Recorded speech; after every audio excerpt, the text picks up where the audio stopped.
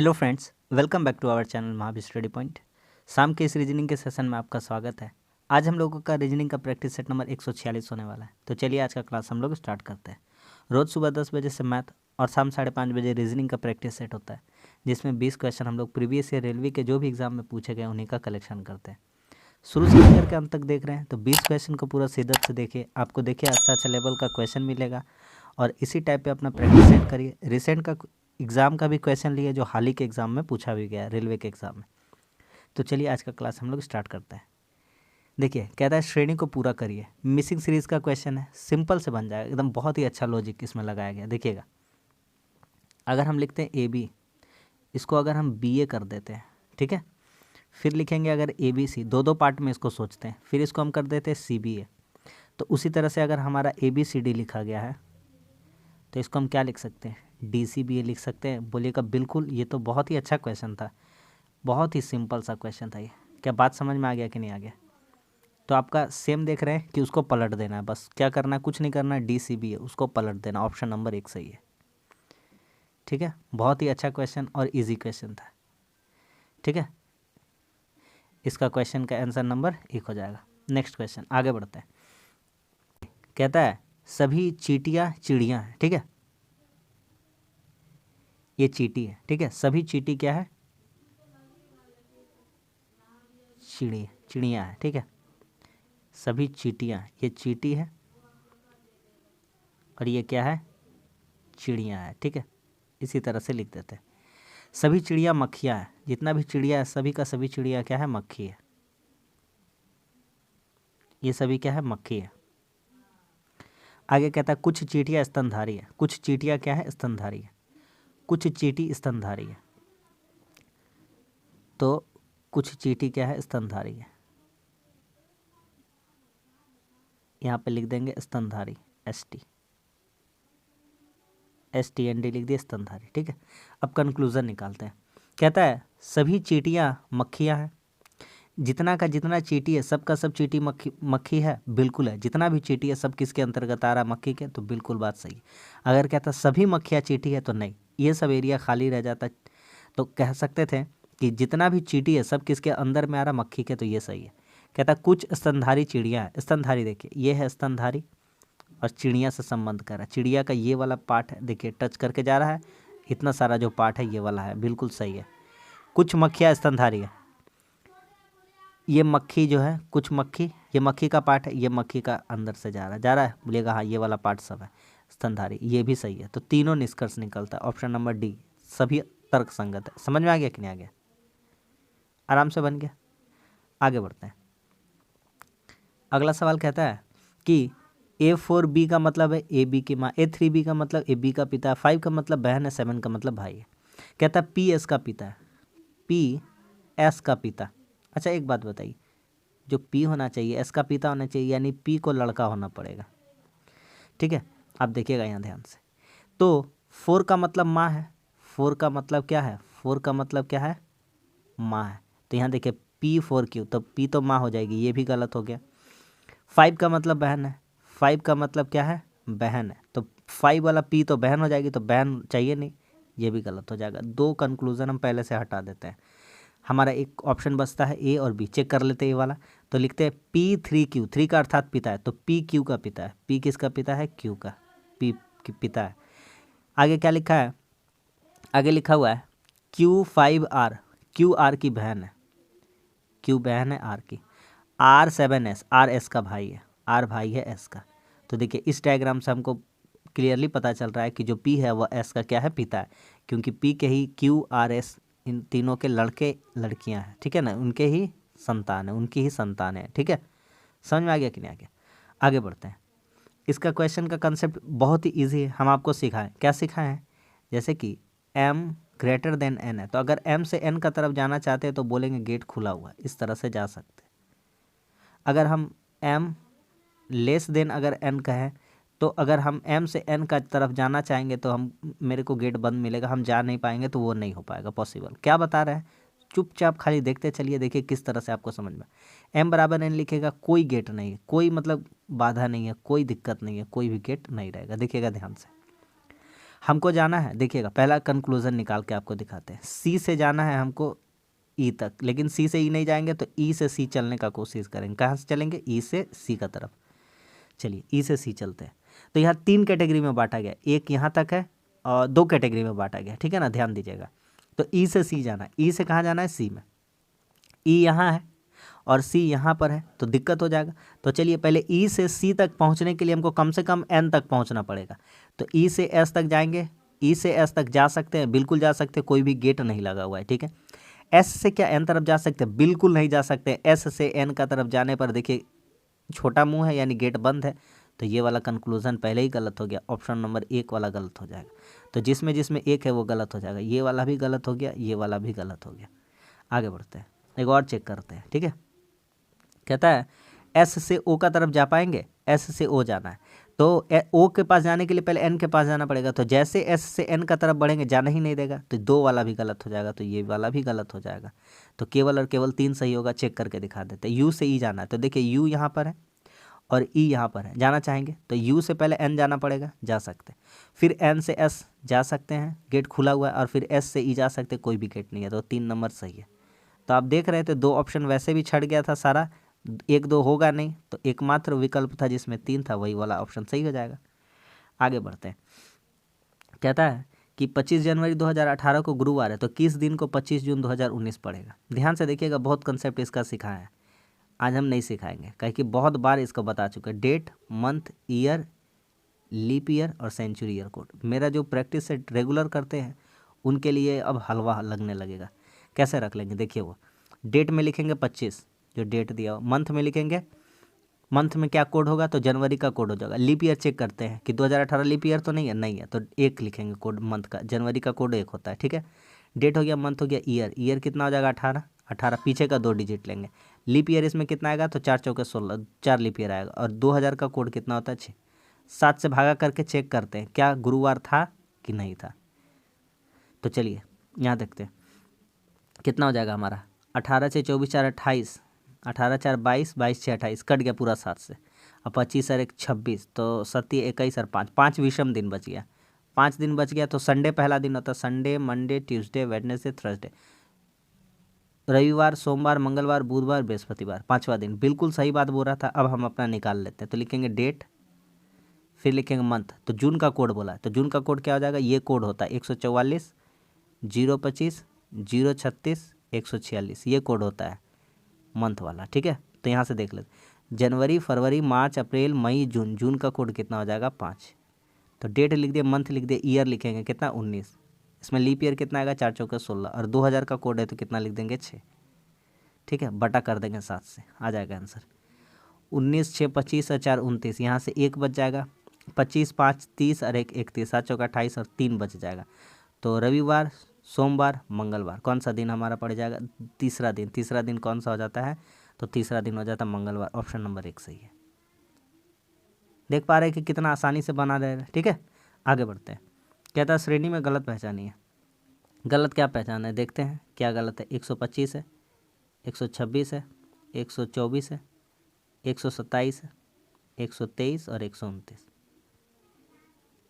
यहाँ देखिए इन दोनों का बीच का कितना डिफरेंस है? +1 हो रहा है। यहाँ कितना हो रहा है? -2 हो रहा है। यहाँ कितना हो रहा है? +3 हो रहा है। यहाँ कितना हो रहा है? -4 हो रहा है।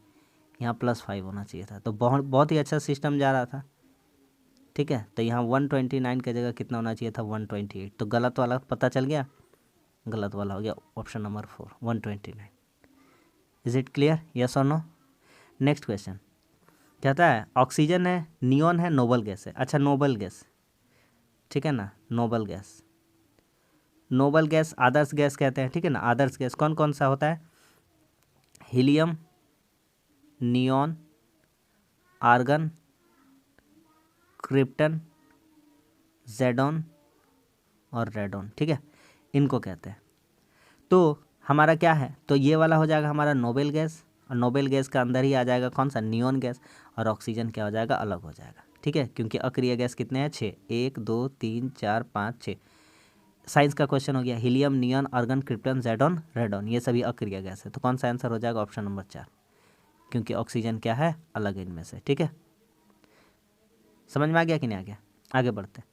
कहता है दर्पण इमेज बताइए, मिरर इमेज, दर्पण इमेज, मिरर।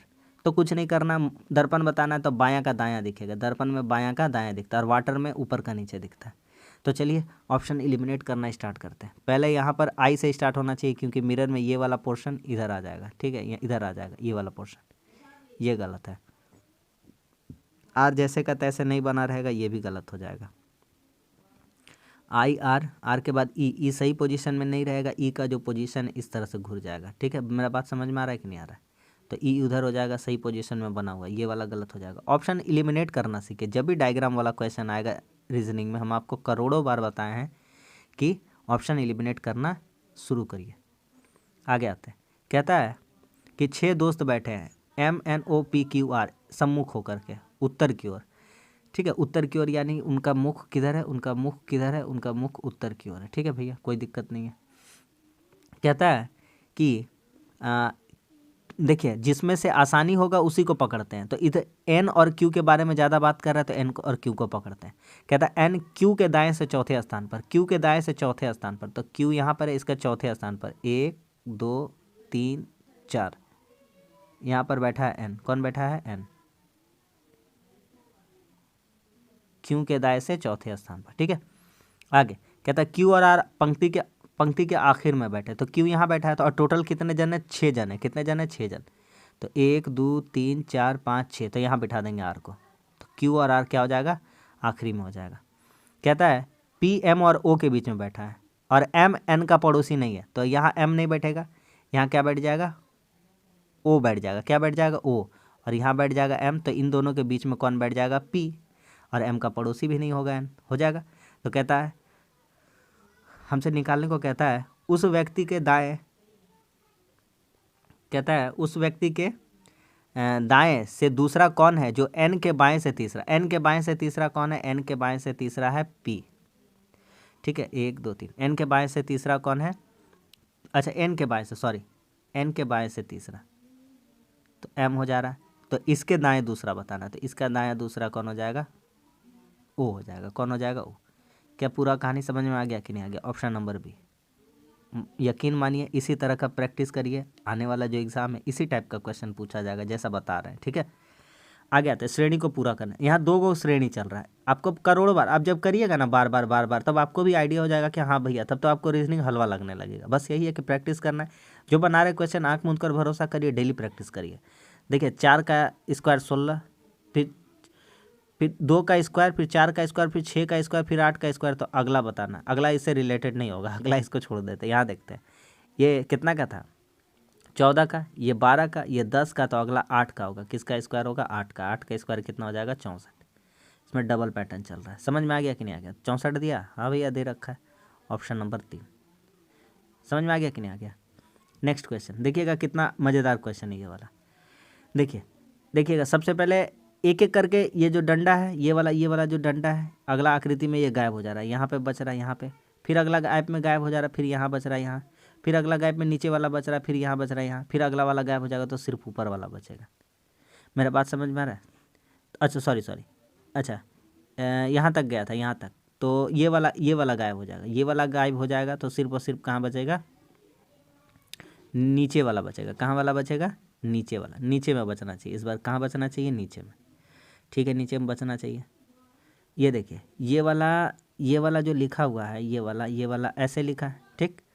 फिर ये कितना डिग्री घूम गया है बताइए तो? ये पूरा इस तरह से घूम गया है, ऐसे, ठीक है, 180 डिग्री। फिर ये वाला घूम गया है ऐसे। अब जब ऐसे हो गया था तो अब कैसे घूमेगा? तो अब घूमना चाहिए था इसको ऐसे। सही कह रहा है?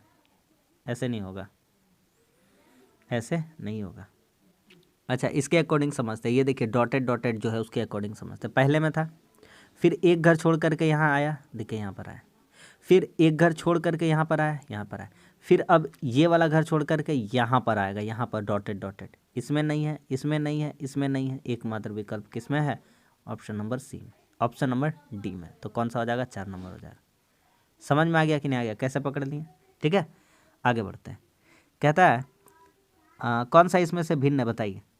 तो अवेस्ता जो है पारसी का ग्रंथ है, क्या है?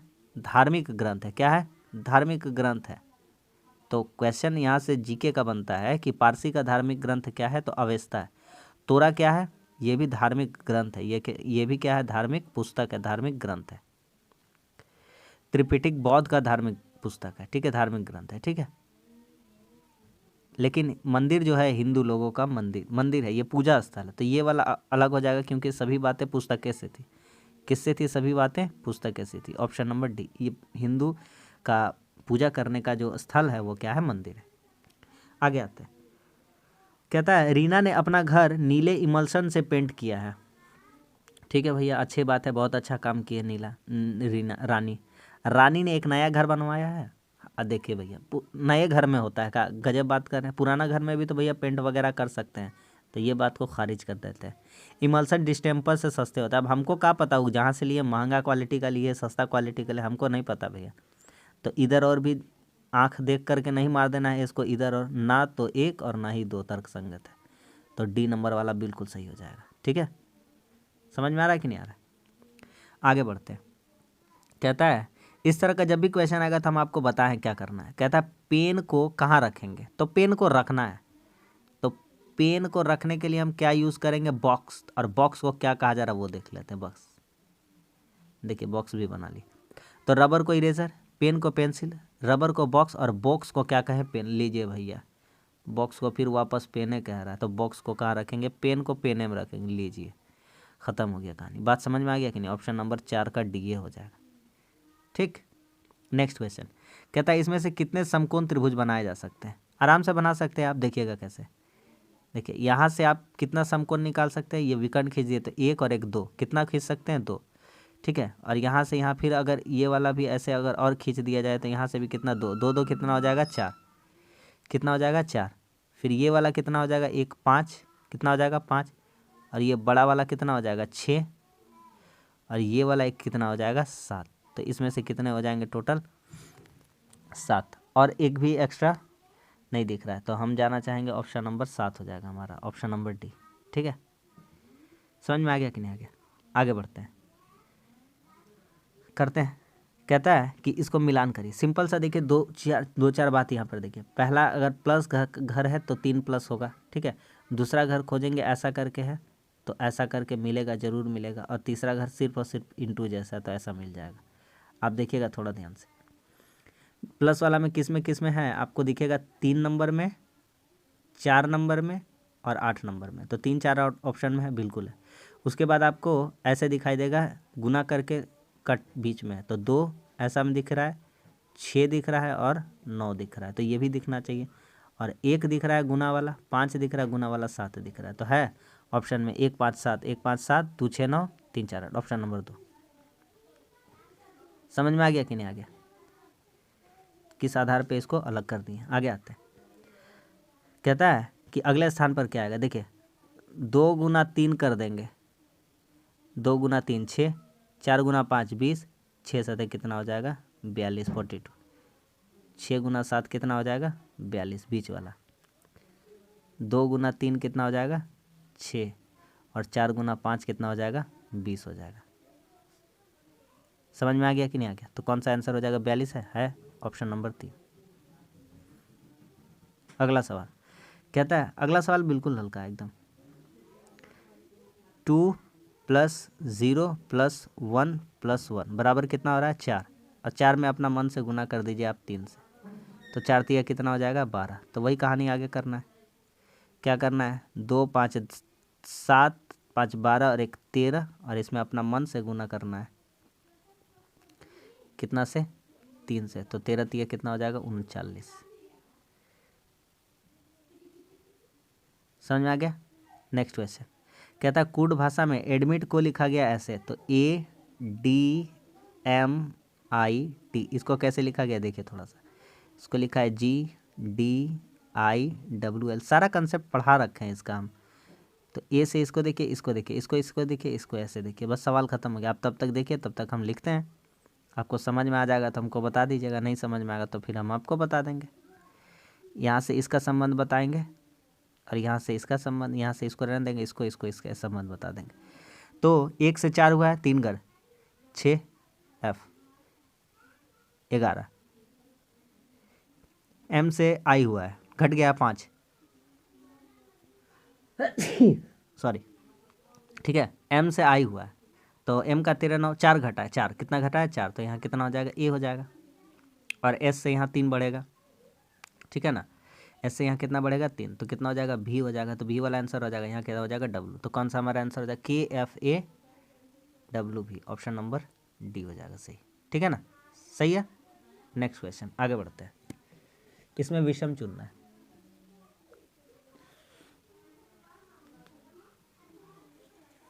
जो संबंधित नहीं है, तो आराम से कर लीजिएगा। देखिए C 3 होता है, Q 17 होता है, S 19 होता है, Y 25 होता है, और E कितना होता है 5 होता है।